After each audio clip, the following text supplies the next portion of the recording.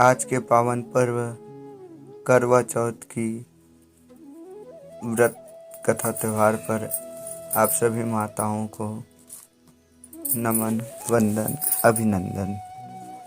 कहते हैं दाम्पत्य जीवन में मधुरता लाने वाला और संबंधों को अधिक मजबूत बनाने वाले त्योहार करवा चौथ पर सुहागिन महिलाएं पति की दीर्घ आयु के लिए व्रत करेगी और शाम को चांद को अर्घ्य देकर और छलनी से पति का चेहरा देख करके व्रत तोड़ेगी।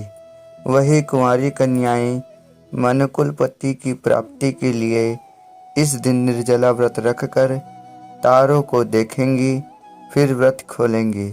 आज हम आपको बताने जा रहे हैं करवा चौथ के व्रत में पढ़ी जाने वाली पूरा कथा। करवा चौथ की कहानी है एक देवी की। देवी करवा अपने पति के साथ तुंगभद्रा नदी के पास रहती थी। एक दिन करवा के पति नदी में स्नान करने गए तो एक मगरमच्छ ने उनका पैर पकड़ लिया और नदी में खींचने लगा। मृत्यु करीब देख करके करवा के पति करवा को पुकारने लगे। करवा दौड़ करके नदी के पास पहुंची और पति को मृत्यु के मुंह में ले जाते मगर को देखा। करवा ने तुरंत एक कच्चा धागा लेकर मगरमच्छ को एक पेड़ से बांध दिया।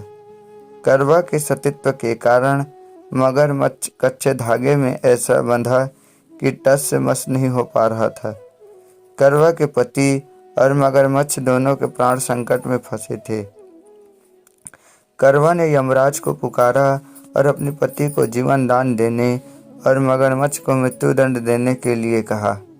यमराज ने कहा, मैं ऐसा नहीं कर सकता क्योंकि अभी मगरमच्छ की आयु शेष है और तुम्हारे पति की आयु पूरी हो चुकी है। क्रोधित होकर करवा ने यमराज से कहा, अगर आपने ऐसा नहीं किया तो मैं आपको श्राप दे दूंगी। सती के शाप से भयभीत होकर यमराज ने तुरंत मगरमच्छ को यमलोक भेज दिया और करवा के पति को जीवन दान दिया। इसलिए करवा चौथ के व्रत में सुहागिन स्त्रियां करवा माता से प्रार्थना करती है कि हे करवा माता, जैसे आपने अपने पति को मृत्यु के मुंह से वापस निकाल लिया, वैसे ही मेरे सुहाग की भी रक्षा करना। करवा माता की तरह सावित्री ने भी कच्चे धागे से अपने पति को व्रत वृक्ष के नीचे लपेट कर रखा था। कच्चे धागे में लिपटा प्रेम और विश्वास ऐसा था कि यमराज सावित्री के पति के प्राण अपने साथ लेकर नहीं जा सके।